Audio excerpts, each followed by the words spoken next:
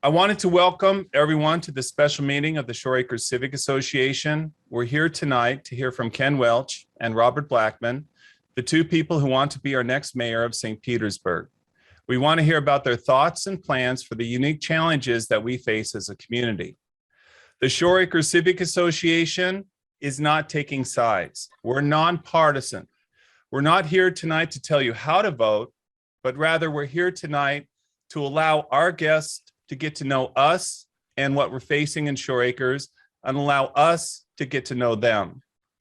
We have a great working relationship with the city, but it's going to take all of us, the Shore Acres Civic Association, the residents of Shore Acres, and the city of St. Petersburg to meet the challenges that we're going to have in the future and to keep Shore Acres a great place to live and a wonderful place to raise your kids.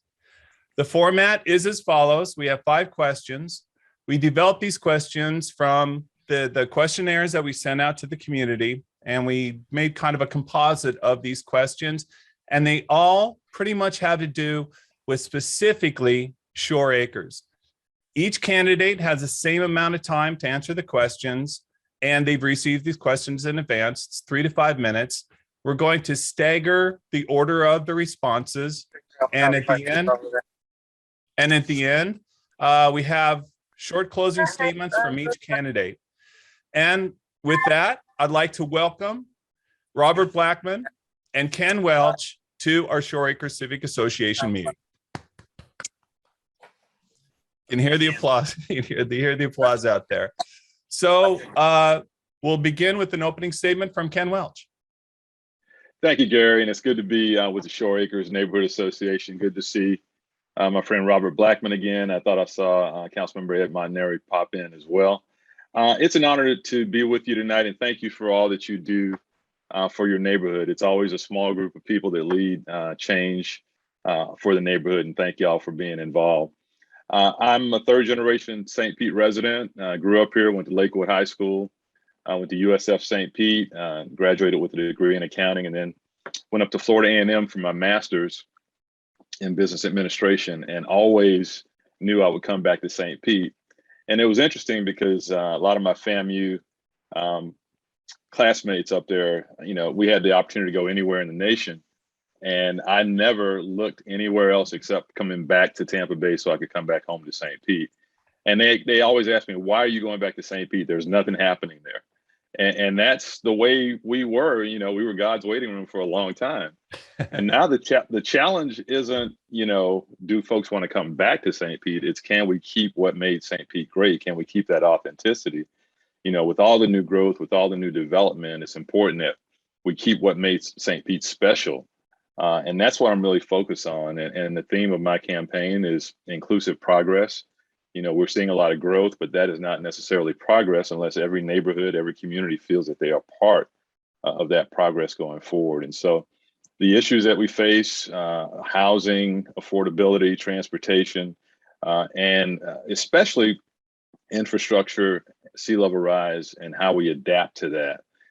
We have a unique opportunity as a city, and particularly Shore Acres, to be a prototype for how you adapt to the realities of sea level rise and the changing environment. Just as Miami-Dade on the East Coast is already dealing with some of those issues, we will be the catalyst on the West Coast of Florida to show communities how you adapt and how you do that going forward. I've had a lot of experience at the County Commission, 5 terms there, and we, you know, were pioneers in terms of sustainability. We were the first green local government in the state of Florida under my chairmanship in 2006. And it's just been about partnerships. And I think that's how we move forward. I'm really proud to work with folks in the city and the county and in the state. And that's the spirit of partnership I want to bring to the mayor's office. So I'm looking forward to the conversation tonight. And again, thanks for having us. Thank you, Ken. Robert?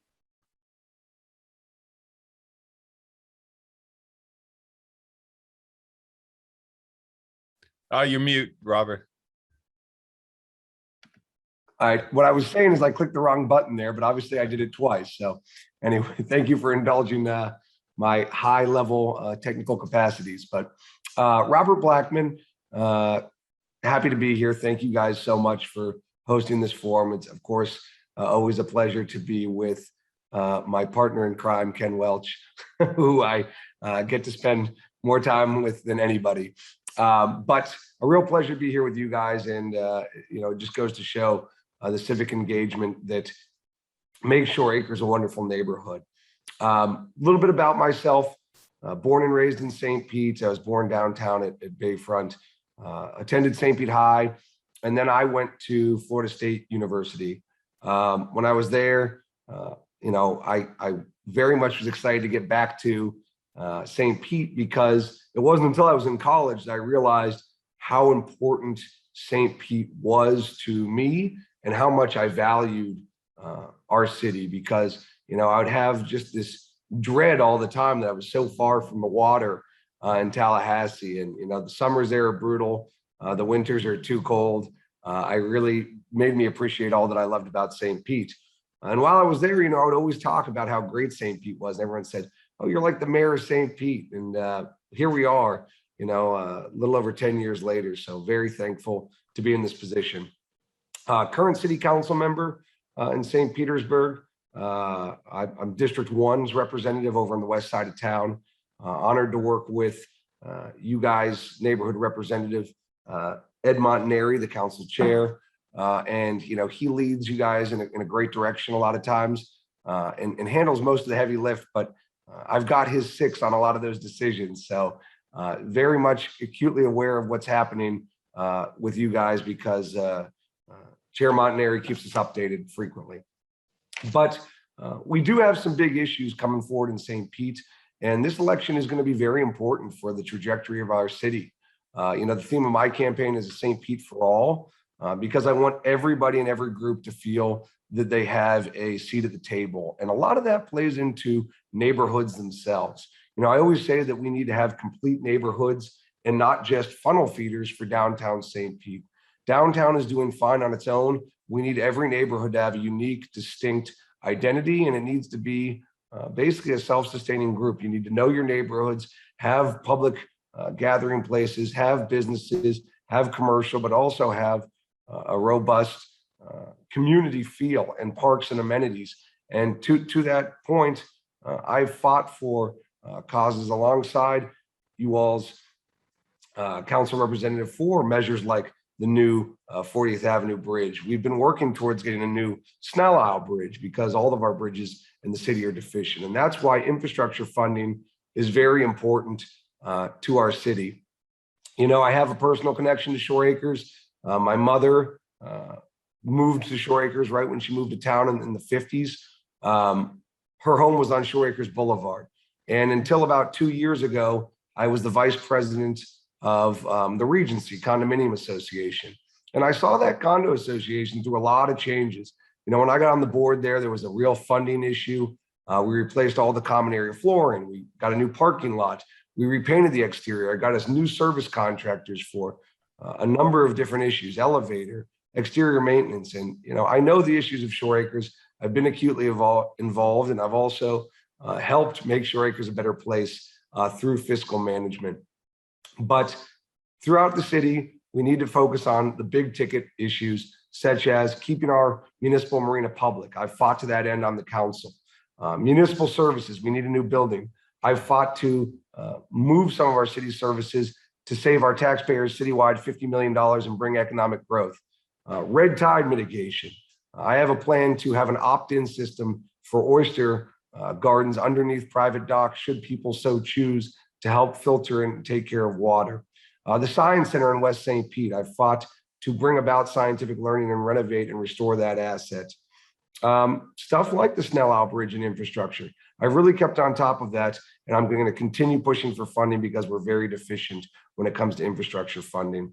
So I just want to say that there is a lot going on. I've been involved with it on the council. I really got my finger on the pulse, and I'm looking forward to working with everybody who's here tonight to make a better city moving forward. And I hope everyone here votes November 2nd. Thank you. Thank you, Robert. And Ken, you'll lead off on this question.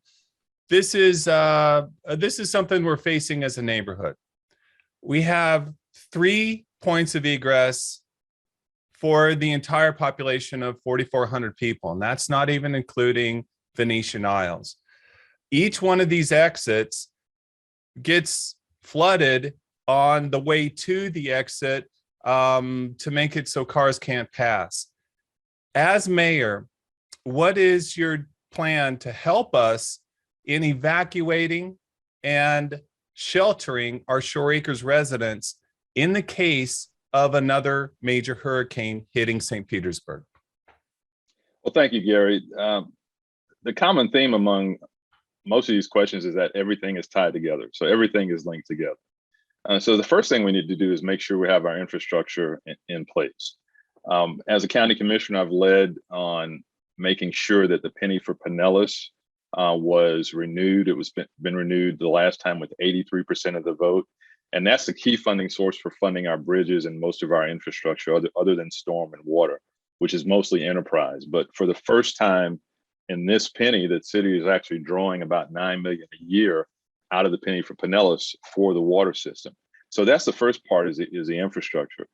Having served on the county commission and having declared states of emergency in the past, working with the sheriff and the emergency council, timing is very important. We try to give enough notice so folks can evacuate. Remember, we've had to evacuate most of our beaches on occasion when there's a big storm coming. And so a lot of it is getting the word out early enough so that folks have time to evacuate. We've also made heavy investments in additional sheltering in the high and dry parts of the city, working with the school board. And so we've increased our sheltering and our special needs shelters. That's important. But, you know, this kind of loops back to another question, but, you know, we've got to follow what the science says. And the science says that we are going to have much more flooding, just not on rainy days, but sunny day flooding. It is going to happen. It's already happening on the East Coast. It's going to happen here. And so the plan that's in place that came out of the 2019 Shore Acres Resiliency Study needs to be implemented. That has projects in there to deal with the stormwater, to make sure that those roadways are safe, and it even has some roadway elevation in it. And so we just have to be consistent about implementing that plan.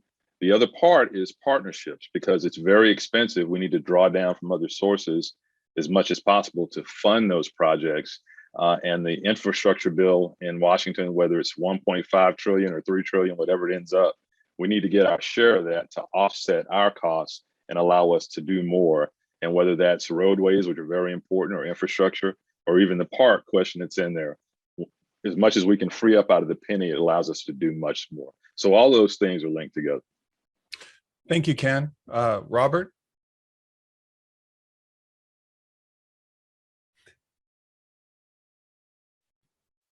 Sorry. So the question is about evacuation and how do we get out? And certainly there's a number of different things we can do, you know, basic stuff such as making sure we are very much on the pulse of when a storm hits. You know, we have been lucky in St. Petersburg on the whole, even though in some of these minor events, like we saw a little over a year ago, you know, there's still flooding in Shore Acres.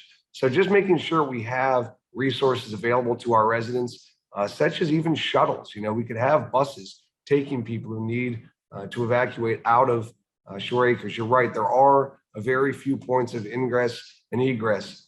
We can't solve that problem, but we can make sure that our people are taken care of in the event of an emergency.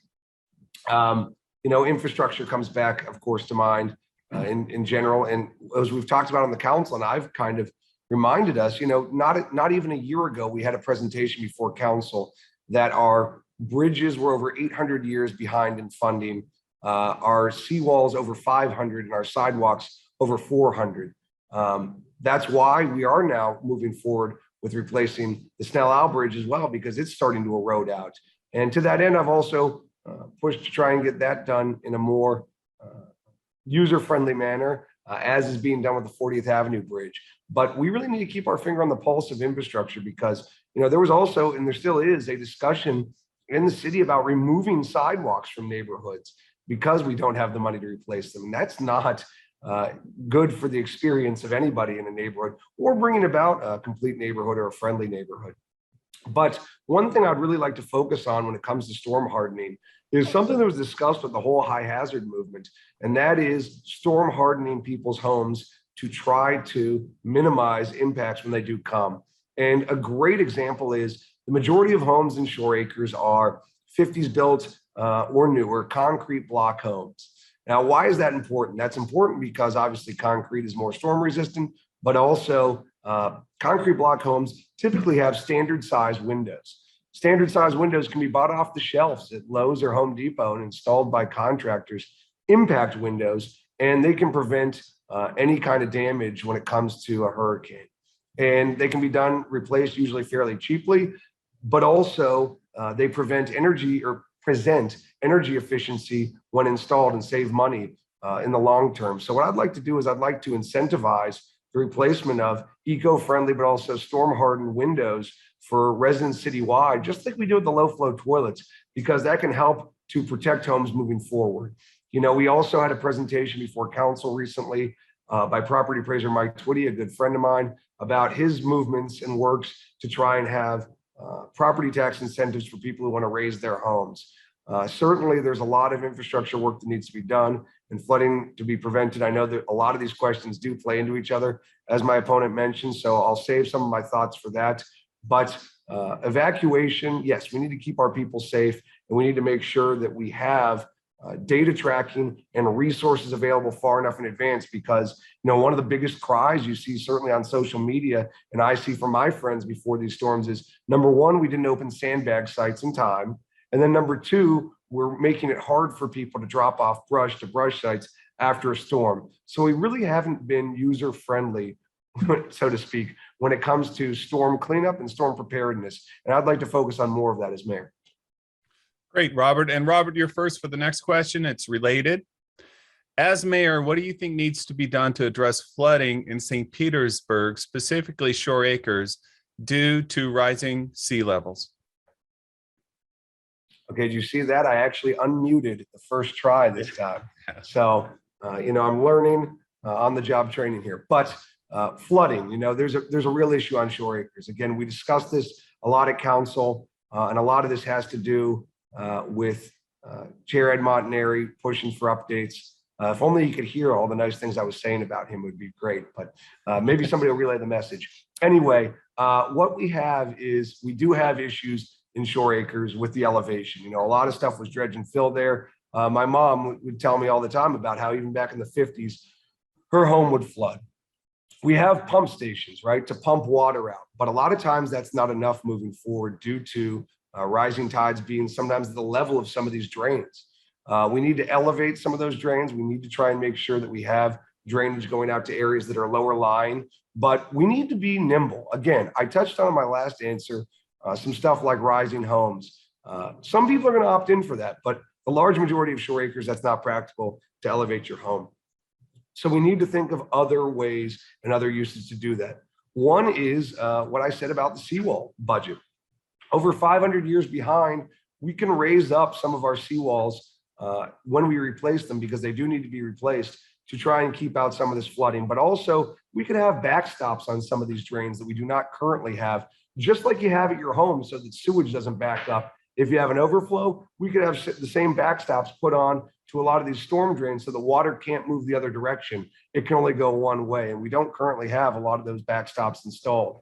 But a third thing we could do is something that they have down in the Keys, and that is the government, when a home goes for sale, assuming it's within reason, the price, the government purchases homes, they tear them down, and they turn them into swales or raw land in the event of rising tides to mitigate some of this flood damage.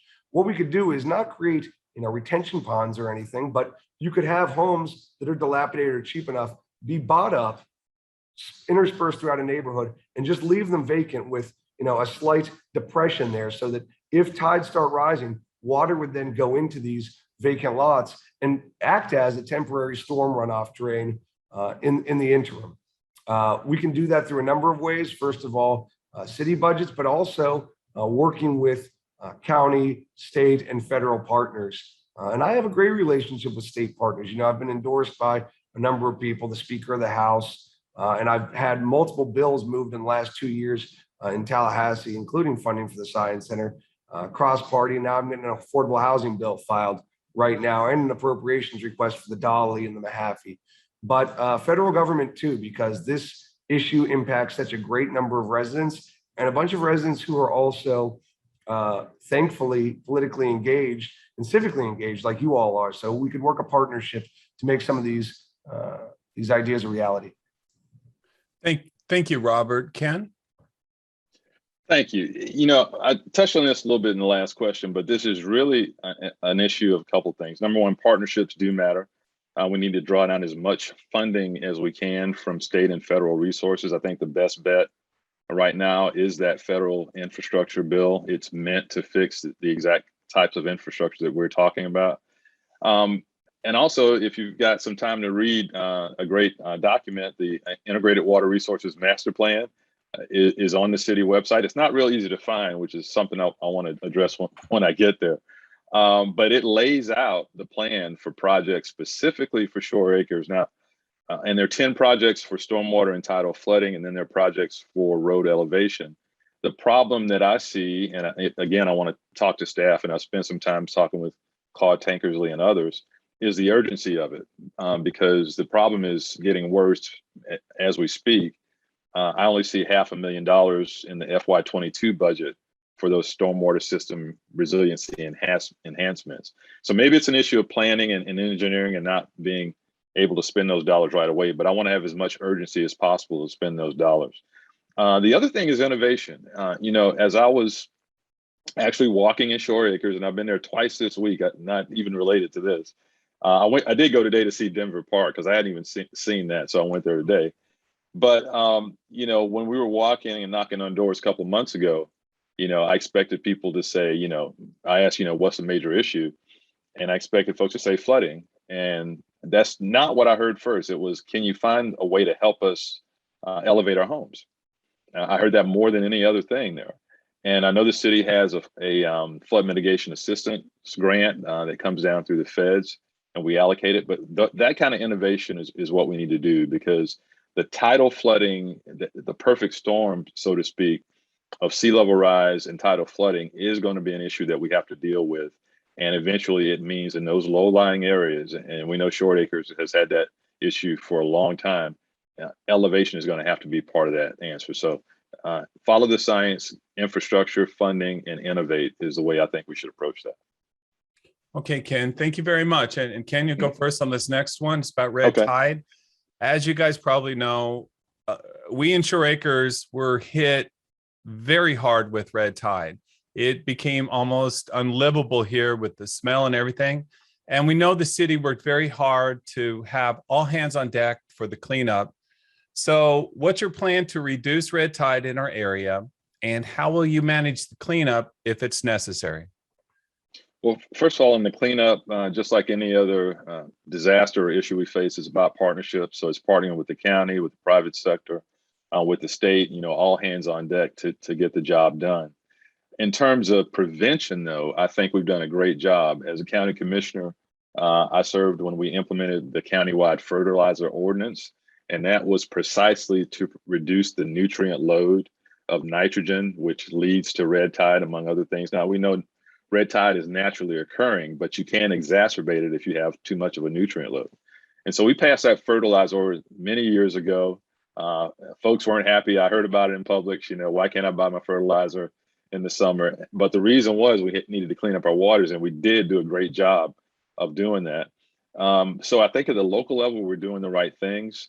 The Piney Point issue certainly exacerbated this, and that's where we need the state to step up.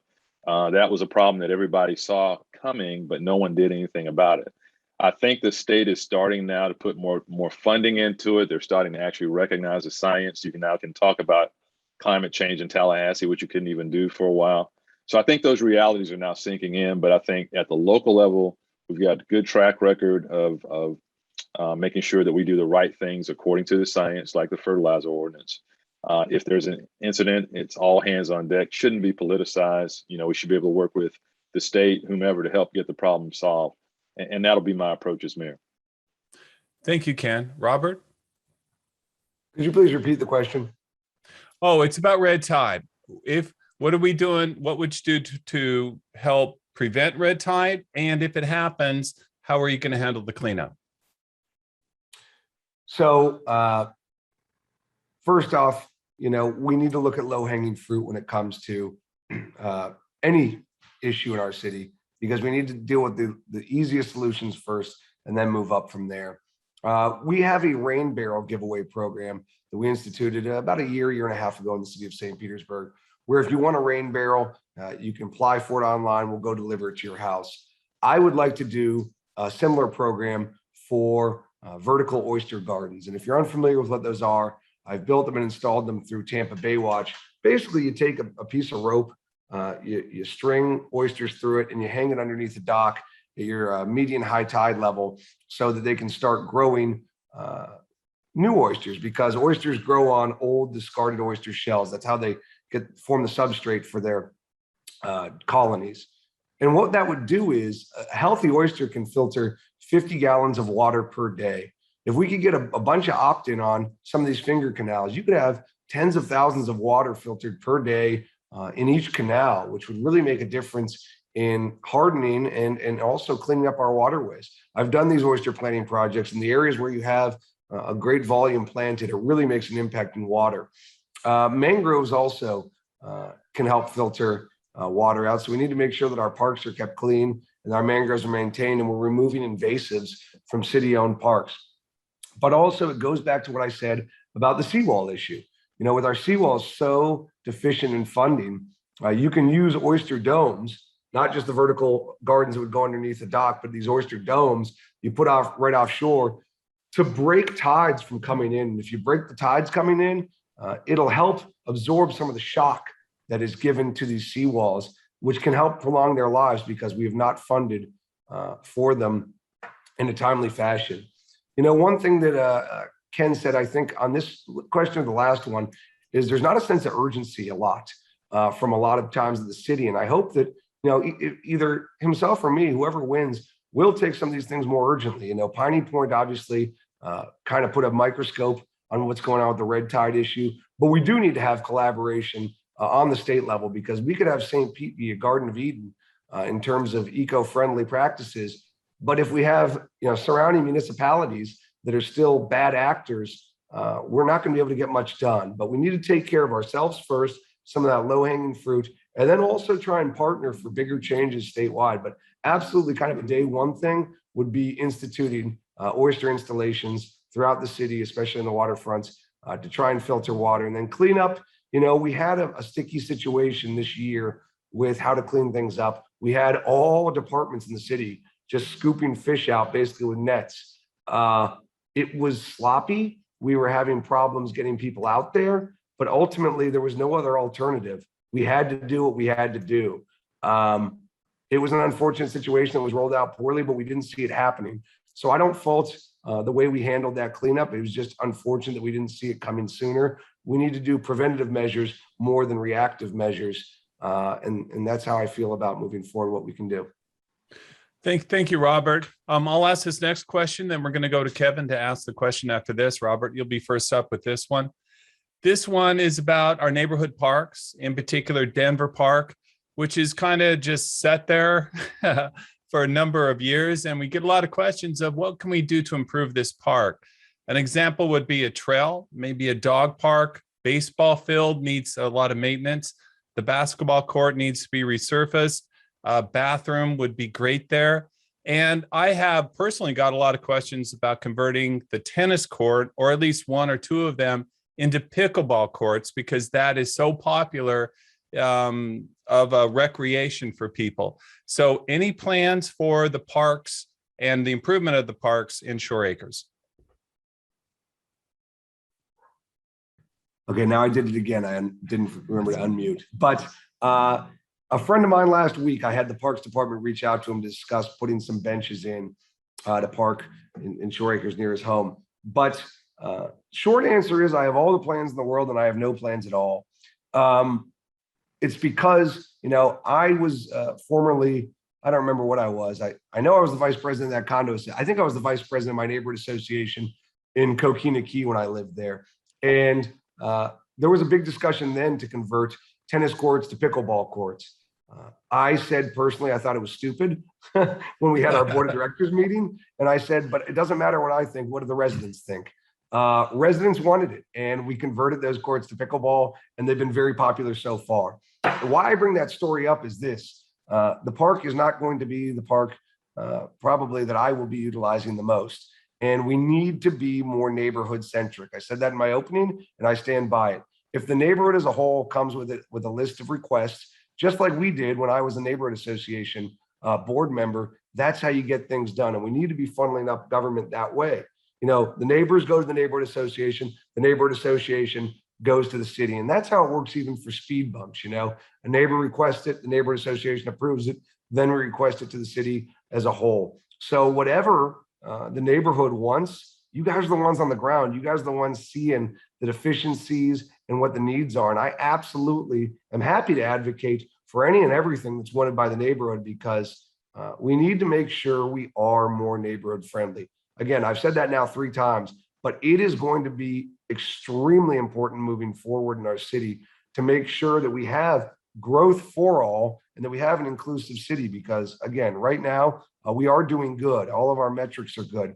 But the problem is we're funnel feeding downtown. We need to have inclusive neighborhoods. And if you guys want pickleball in a bathroom, let's get some pickleball. Let's get some bathrooms. So I'm in for whatever y'all want. Thank you, Robert. Ken? Well, if it makes Robert feel better, I didn't even know what pickleball was when this campaign started. And I had a developer tell me about it. He's working on a development, and he's going to put in pickleball course. I said, "What is that?"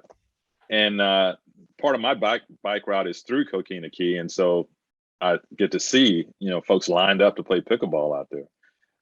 It really, you know, and I took a drive out to Denver Park. I'm 3rd generation. I've never been there. Didn't know it was there, tucked in, you know, behind houses surrounding it. So it's really unique. So it really would depend on what the neighborhood wanted. You know, it's not like a regular park that's not surrounded that closely with homes. But, you know, whatever the neighborhood recommends is what I'd support. You know, I saw a basketball court, I saw a tennis court, saw a baseball, softball diamond out there. But to me, the main thing, and I'm an accountant by trade, so I always go back to the numbers. We've got to relieve the pressure on our capital improvement program, because that's where those dollars would come from. And so I want to be really intense about making sure that we've got a business process improvement initiative in all of our departments to make sure we're as efficient as possible, squeeze out every amount of savings and efficiency that we can. I've done that in the private sector. I worked for Florida Power, for Raymond James, and for St. Petersburg College, and I did that exact thing. And it's not an issue where if you go in and you say you're doing something wrong, you go in and say, how can we do this better? And employees really, you know, are falling all over themselves and say, here's what we can do better. Here's what's broken. And so I want to try to make sure we're as efficient as possible. Also, again, try to bring down as much infrastructure money as possible to take pressure off of our capital budget so that we can fund things like the park. And I would say finally, and parks are so important. Parks and the trail during this pandemic have been a lifeline for so many people. I see them out there on the trail and in parks, not only for physical health, but for mental health. They've been so important in helping us get those through. So I'm really supportive. I'd like to hear what y'all want to do with the park, and then we'll do everything we can to make it happen. Okay, we will let you guys know what we want to do at Denver Park, the mini park, Okay. and a few of the other parks that we have. Thank you. All right. And Ken, you'll be going first on this next question. Kevin? Okay. Thanks, Gary. This is a 3-part question. So infrastructure is very much in the mind of all of our Shore Acres residents.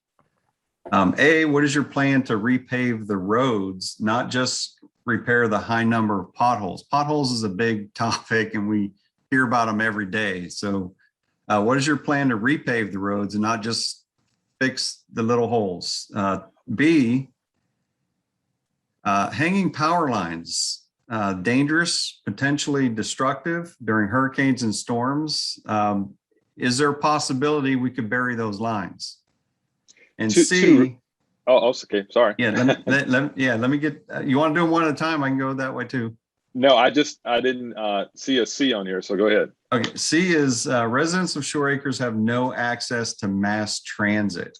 Do you have any plans to add a bus stop so people can use the city's transit system. And I know that's PSTA, but the city has a lot of influence on that. Is there any way Sure that does. we can get mass transit through Shore Acres somehow? Absolutely. So let me start with the last one.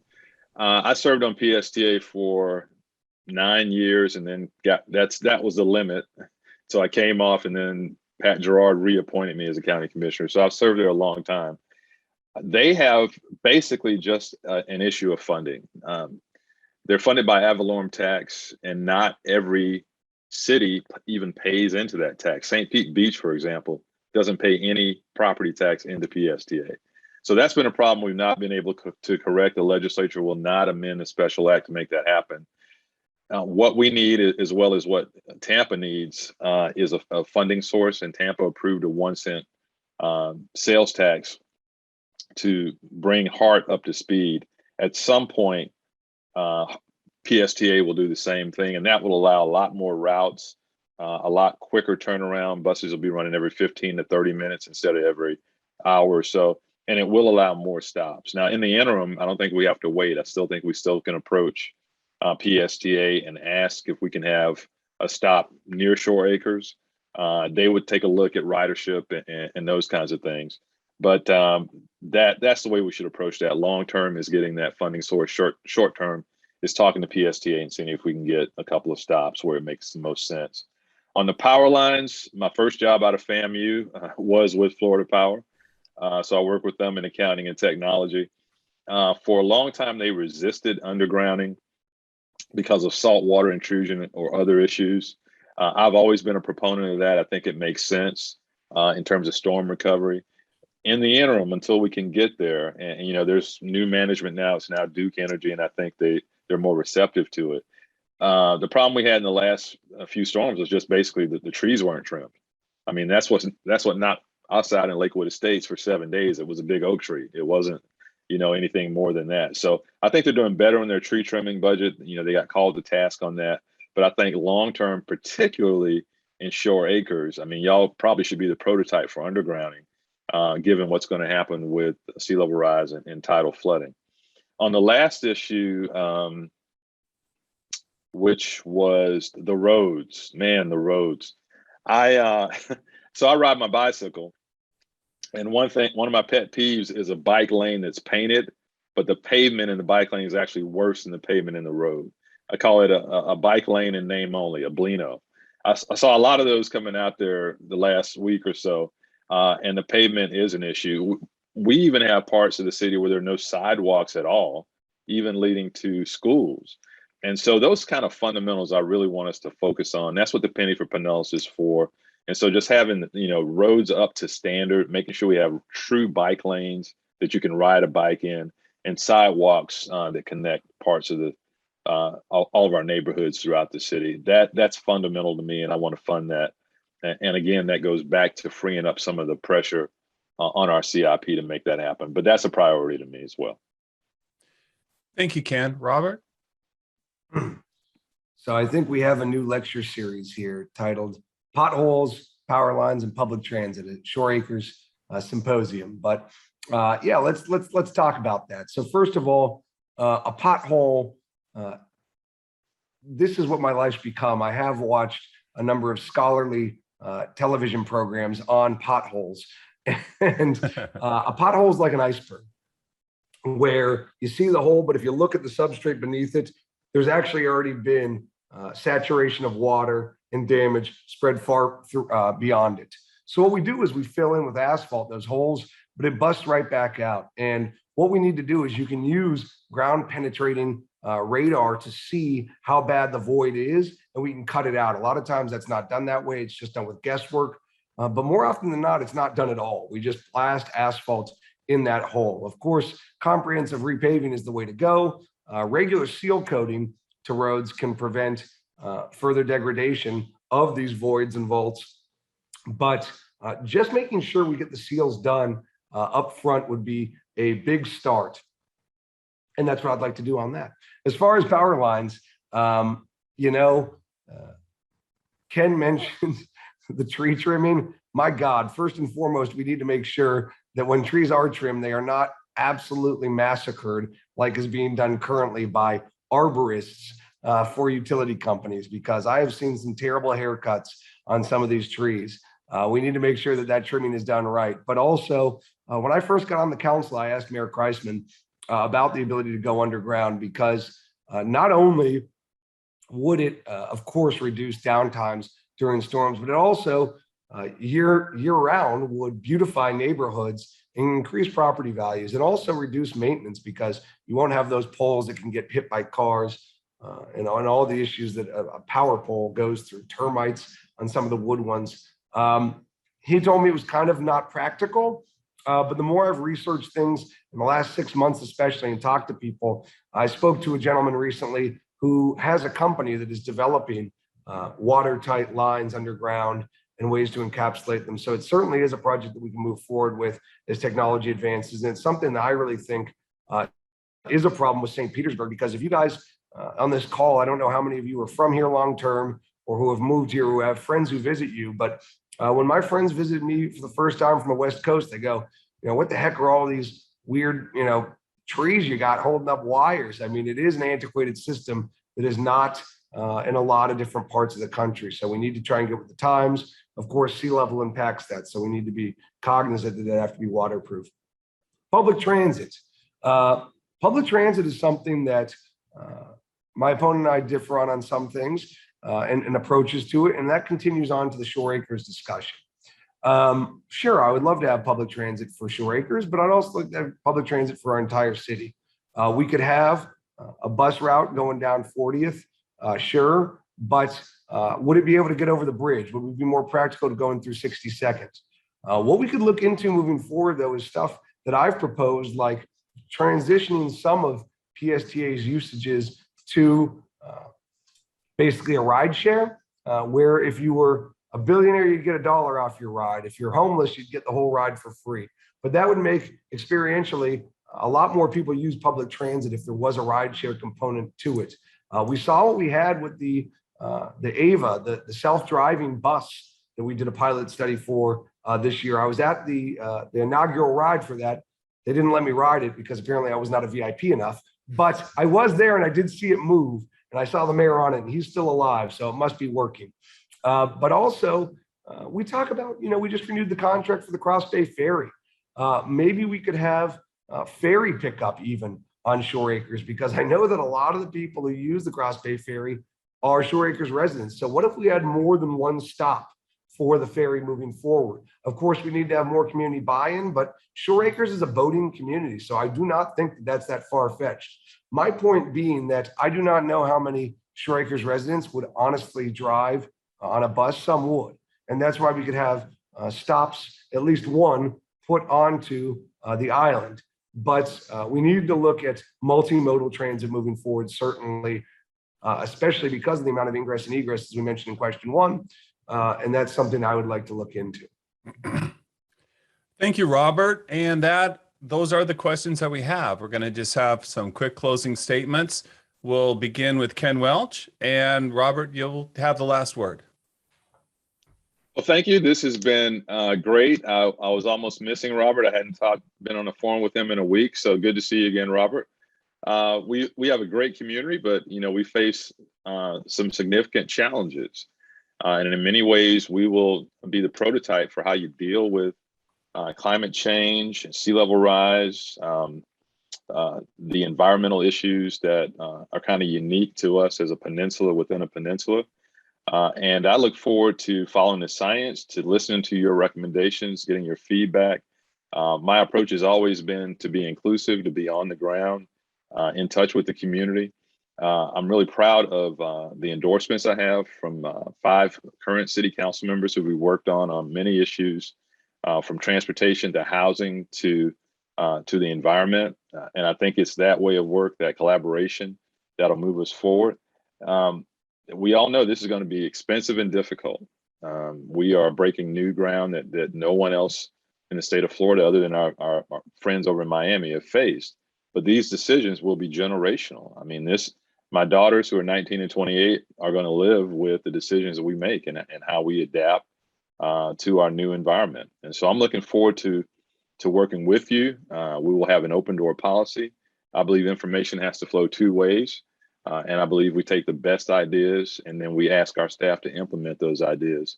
And it will be with a sense of urgency because the environment is changing as we speak. So I thank you all for having us here tonight. You can go to kenwelch.com if you'd like more information. Voting happens in just a few days and folks are voting by mail right now. So make sure you get out and vote. And thank you again for having us. Thank you, Ken. Robert? So thank you again for having me. You know, as Ken said, I hadn't seen him in a while. That's the predominant reason I agreed to this forum tonight. I just want to make sure he was all right and check in on that smiling face that I love so much. I also want to say I'm disappointed in the audience here today because you guys did not give Ken's joke about bike lane and name only. That was hilarious. And I did not see enough smiles for that. So bravo to Ken on that one. But you know, we do have a lot of issues facing our city. That's what got me involved in politics in the first place, because frankly, I hate politics. You know, I think a lot of times you have people and bureaucrats, you know, I think we've all become disappointed with what we see at the national level a lot with posturing and pandering. And I just got frustrated and figured, hey, I could probably make a change and do some good myself. Been on the city council now for 2 years. I've been fighting for everything I campaigned for on council. And I've been bringing common sense from a average resident's point of view. And I want to take that to the next level as mayor, not because I'm power hungry or I'm looking for the next step in my career, but truly because I want common sense viewpoints represented at our city's level. You know, a great example is what you guys asked about the park situation. And then the mini park is what I was talking about that I talked to somebody about in Parks Department just last week. We need to have more citizen engagement. And I felt that my voice and a lot of people like my voice were not heard, voices were not heard. And that's why I stepped in the arena in the first place. I want to do good and I want to do it in a short amount of time and give the energy and information ideas that I have to the city. But to be very clear, my ideas are not always the best ideas and my visions are not always the only ones. We need to have a collaborative effort. And that I promise you, that is what a St. Pete for all means. And that's why I'm always happy to listen to anyone and talk to anybody. I've lived throughout the city. I've worked in Shore Acres. My mother grew up there. I've made Shore Acres a better neighborhood, but I've also lived in Midtown. I lived in Coquina Key. I lived in Lakewood Terrace. I grew up on the west side. This is a big city and this is a big election. The funny thing is, this is one of the biggest elections the city's had, and I know you hear that all the time, but it really is. Yet it's probably one of the lowest interest elections that I can think of. And I would venture to say this is a lower intensity election even than 2009, which had low turnout. But I have plans to move forward on public transit, on sea level rise, on diversifying our economy, bringing economic growth to Midtown, helping alleviate some of the pressures on downtown, keeping our marina public, being fiscally prudent, and bringing scientific education and learning to our city through measures like the Science Center. Historic preservation is big to me as well. We didn't touch on that, but I'm fighting right now. I'm putting forward a new business item to preserve the Pasadena walls, which are the original gates to the Pasadena Country Club. They're from the 1920s and they're dilapidated. The point is there's so much going on in our city, both past and present, and you really have a lot of friction right now. We need to preserve what makes us special, but grow in an equitable, smart, inclusive manner to make sure we welcome more people into our city, into our neighborhood. You know, a lot of the people I meet every day are new to our city who are very passionately involved in our civic process, and that's great. We need people to get involved, and we need more people moving here who are going to share their viewpoints, but we need to make sure that our traditional residents aren't displaced and aren't lost in the shuffle. That's why I'm happy to step up, being a St. Pete native, and I hope we can do good for everybody and keep every viewpoint in balance. I thank you guys so much. And one closing thing I'll give you on both Ken and my behalf is November 2nd is the election. The majority of people do not know that it is November 2nd, and the majority of people will not vote. We had a 27% turnout in the primary. I hope you vote for me, but if you don't vote for me, please vote for somebody, because most people will not vote, period. And that's a travesty, honestly, with how many important issues we have. So Robert Blackmon, I appreciate your time, and I hope you'll all make your voices heard come November 2nd. Thank you. Okay, thank you, Robert. And I just want to say as a personal note, it's really been nice to see the way you two have run your campaigns. No attacking each other. You're friends. You respect each other. And that's quite refreshing in this day and age of politics. I'd like to thank you both for coming to speak to us tonight. You both have an open invitation to come back, win or lose, to Shore Acres with anything you want to share or anything you want to discuss. The Shore Acres Civic Association, along with the residents of Shore Acres, want to wish you both all the luck in the world and all the wisdom in the world for your future endeavors. And thank you very, very much for being here tonight. Thank you so much, Gary. We appreciate it. Honor. Thank you.